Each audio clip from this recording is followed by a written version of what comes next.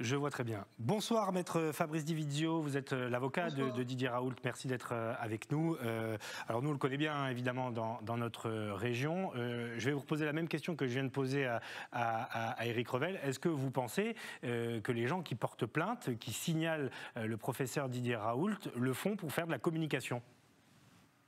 Je ne sais pas si le but, c'est de faire de la communication, mais en tout cas, la conséquence, l'effet, c'est de faire de la communication. C'est-à-dire qu'il est indéniable, si vous voulez, que quand l'Ordre national des médecins fait un signalement et exclusivement sur les prescripteurs du traitement du professeur Raoult et sur celui-ci, c'est forcément, et qu'il communique dessus, c'est forcément de la communication. Quand la SPILF vient effectivement déposer plainte et communique sa plainte que nous, on n'a pas, mais que la presse a, c'est forcément une opération de communication, si vous voulez. Il est incontestable que la dimension politique et de communication, elle est au cœur de cette plainte. Mais parce que elle est au cœur de cette crise, si vous voulez. C'est un des drames de cette crise. C'est qu'en fait, si vous voulez mon avis, il y a une surcommunication. Parce que c'est la première crise que nous vivons à l'heure des réseaux sociaux et à l'heure, effectivement, des chaînes d'infos en continu. Le terme de charlatanisme, il est surprenant pour nous, profanes en la matière. Il est inscrit dans l'ordre déontologique des médecins, mais ça veut dire quoi concrètement ? Mais souvent, maître, souvent l'ordre des médecins poursuit d'autres médecins pour charlatanisme. C'est pas la première fois. Absolument, c'est ce que j'allais dire. Mais c'est ce que j'allais exactement abonder en ce sens. Si vous voulez, ce mot de charlatanisme est un mot qui fait très sorcière comme ça, en fait. Mais en réalité, si on veut le traduire, c'est exactement le traitement insuffisamment éprouvé. La définition que l'on pourrait effectivement, pas qu'on pourrait, mais que donne l'Ordre national lui-même du charlatanisme, c'est le traitement insuffisamment éprouvé. Tout le débat étant de savoir à partir de quand un traitement est éprouvé. C'est ça, en fait. Et donc, à partir de quand est-ce qu'on est charlatan ? C'est ça la vraie question, si vous voulez. Mais au-delà des études, maître, il y a des pays qui utilisent de manière routinière le traitement du professeur Raoult. Je pense à des pays en Afrique, au Maroc et à d'autres, à qui on avait d'ailleurs promis des catastrophes sanitaires terribles. Ces pays-là, c'est la meilleure étude qu'on puisse faire sur le terrain. Mais absolument, et tant et si bien que, vous savez, la jurisprudence effectivement du Conseil d'État d'un côté et de la Cour de justice de l'Union européenne vous dit qu'il faut prendre en compte la situation internationale, que la notion de données de la science, un traitement non conforme aux données de la science, c'est pas seulement les recommandations françaises, recommandations à propos desquelles Agnès Buzyn elle-même, quand elle était à la HAS, avait fait une communication pour dire qu'il fallait les prendre avec beaucoup de prudence parce que précisément eh bien, il fallait tenir compte des données internationales de la science. Vous savez, une anecdote à propos effectivement d'un antidiabétique oral. Il y a quelques années, eh bien, effectivement, les médecins qui prescrivaient un antidiabétique oral étaient taxés de charlatanisme en raison de l'insuffisance de preuves. En vertu des recommandations. Quelques années plus tard, le Conseil d'État a annulé les recommandations en raison des conflits d'intérêts. Donc, ça veut dire quoi ? Ça veut dire que ce n'est pas les recommandations qui font la médecine, mais c'est la médecine qui donne lieu aux recommandations. Le problème, c'est qu'on a inversé la tendance. Moi, je fais ça toute l'année, et je le plaide régulièrement, et je le défends à la fac de médecine où j'ai un cours sur le médicament.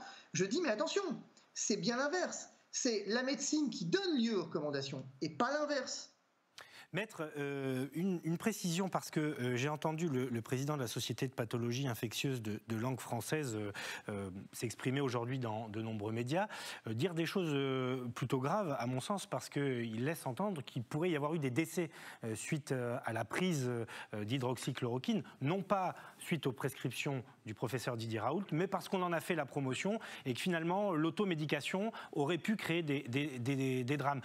C'est lourd de sens comme propos. C'est quand même grave comme accusation. Alors, est-ce que finalement, il y a plusieurs choses. D'abord, le président de la Société de pathologie d'infection devrait faire très attention à ce qu'il dit. Parce que le jour où il franchira la ligne rouge, et il va la franchir, il me trouvera sur son chemin. Si vous voulez, où ce débat se fait de manière sereine et on laisse la justice examiner les griefs et le professeur Raoult s'en expliquera et tout le monde effectivement se place sur le terrain du droit, ou alors on choisit de partir du terrain de la spéculation et de venir faire de la surenchère, et alors, attention, le droit va le rattraper très vite. Je ne suis pas d'humeur, si vous voulez, à laisser dire n'importe quoi. Ça, c'est le premier point. Le deuxième point, c'est que, très concrètement, si vous voulez, attribuer des décès à cause du mésusage de patients au professeur Raoult, c'est exactement comme ce matin, j'ai entendu qu'un des plaignants disait que finalement vous vous rendez compte, l'Afrique utilise la chloroquine et ce traitement dangereux, et donc c'est de la faute du professeur Raoult.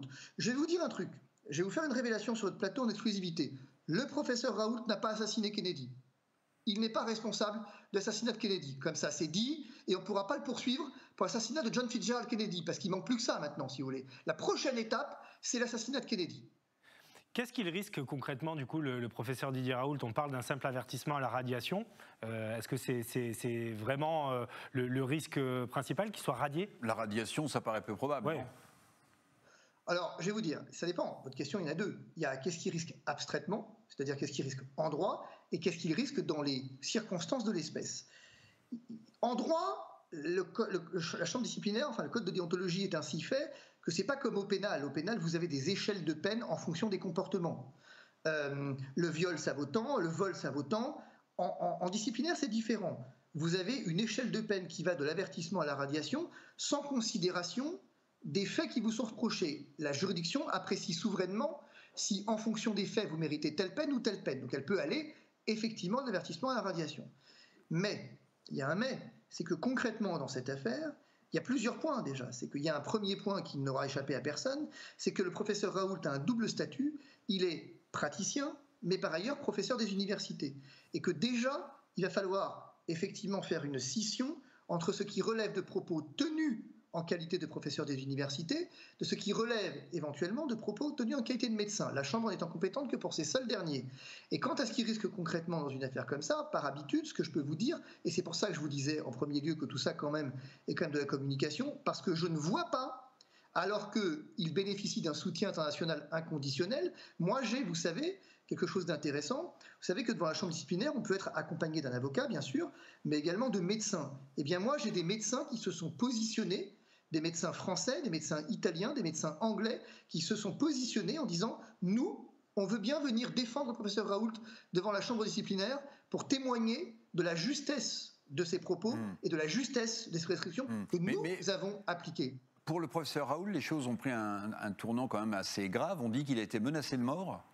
Absolument, le professeur Raoult, si vous voulez, ça c'est comme une... C'est pour vous donner un petit peu l'ambiance quand même dans laquelle nous vivons, hein, comme cette crise... Ce que je reproche à l'ordre, si vous voulez, dans cette affaire, c'est qu'il a jeté de l'huile sur le feu et a fait un 2 poids 2 mesures. Le professeur Raoult est menacé de mort. Il a déposé des plaintes. Le professeur Raoult, vous l'avez vu, on le traite quasiment d'assassin, quand c'est pas totalement. Vous avez une surenchère, effectivement, contre lui. Je veux bien qu'il dérange. Hein. Moi, je n'ai pas de problème à cette idée. Et à titre personnel, je vais vous dire, si l'ordre avait un grief quelconque à l'endroit du professeur Raoult, il fallait le convoquer aimablement et amiablement dès le début et convoquer tout le monde, ce qu'il n'a pas fait. Mais aujourd'hui, le problème qui se pose, c'est que le professeur Raoult, pour sa part, reçoit des menaces de mort. Mais figurez-vous que moi aussi, depuis que je le défends, certains médecins, effectivement, pour ma part, je reçois des mails de menaces de mort.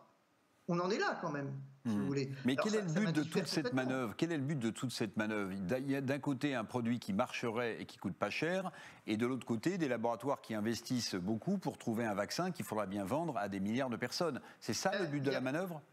Je ne sais pas si c'est ça le but de la manœuvre, mais regardez. On vous parle beaucoup de l'hydroxychloroquine, mais regardez le remdesivir. Le remdesivir est un traitement qui a été approuvé par l'autorité sanitaire française en vertu d'une présomption forte d'efficacité. L'Agence européenne du médicament l'a effectivement dans le même temps, ou un tout petit peu avant, adoubé. Pour autant, les études scientifiques sont unanimes dès le mois de juillet, et la HAS s'en est fait l'écho, pour dire que ça ne marchait pas, ça ne marchait pas et ça ne marchait pas. Il y a une unanimité scientifique, ça ne marche pas. Et pour autant, ce traitement a reçu les honneurs et n'a pas été effectivement désavoué comme l'a été la chloroquine. Je n'entends pas les pourfendeurs du professeur Raoult et qui se plaignent effectivement de ce traitement et de ce charlatanisme venir s'indigner de ce que les autorités sanitaires aient pu promouvoir avant toute étude sur le fond un traitement dont il s'est avéré ensuite qu'il était non seulement inefficace mais probablement dangereux. Donc quel est le but dans tout ça? Je vais vous dire, si vous voulez mon avis, il n'y a pas de but en fait derrière. Je pense que cette crise, elle a fait perdre pied un peu à tout le monde. Et je pense que nous assistons à des comportements qui sont finalement des comportements de peur.